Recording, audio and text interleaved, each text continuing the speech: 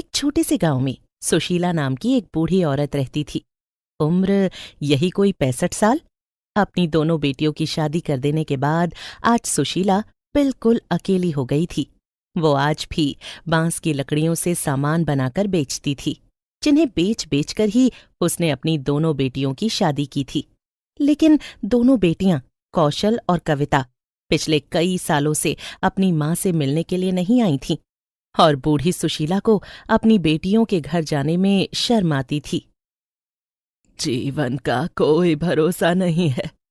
कितने साल हो गए हैं, मेरी दोनों बेटियां मेरा पता लेने नहीं आईं।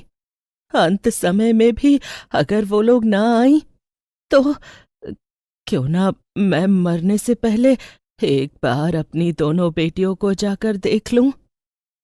ये ख्याल आते ही सुशीला अपना छोटा सा संदूक खोलती है और उसमें रखे हुए पैसे गिनने लगती है।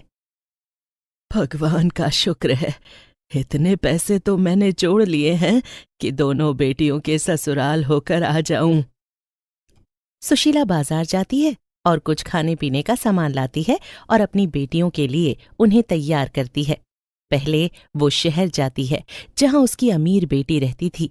शादी के बाद उसके पति ने मेहनत की और वो अमीर हो गया। उसकी बेटी कौशल को लगता था कि ये सब उसकी किस्मत की वजह से हुआ है। अगर वो वापस अपने घर जाएगी तो उसकी किस्मत खराब हो जाएगी। सुशीला को अपने दरवाजे पर खड़ा हुआ देखकर कौशल हैरान हो जाती है। माँ, तुम यहाँ? सब ठीक तो है ना? हाँ हाँ, घबरा मत, सब ठीक है। तू 5 सालों से मुझे देखने नहीं आई तो सोचा मैं ही तुझे देख लूं। कहाँ है मेरा नाती? कौशल अपनी माँ को अंदर बुला लेती है।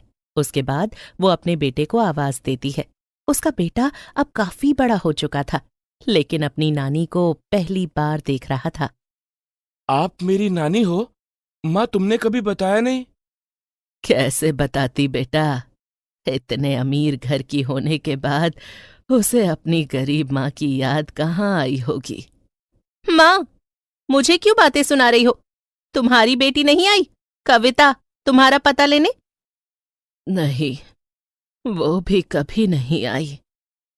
नानी, आप मेरे साथ मेरे कमरे में चलो, वहीं रहना। मेरे पास बहुत सारे खिलौने हैं। हाँ हाँ माँ, तुम गोलू के साथ चलो, मैं कुछ खाने पीने को लेकर आती हूँ। रसोई में सामान तैयार करते हुए कौशल हैरान थी। इस तरह अचानक इतने सालों बाद माँ मेरे घर आई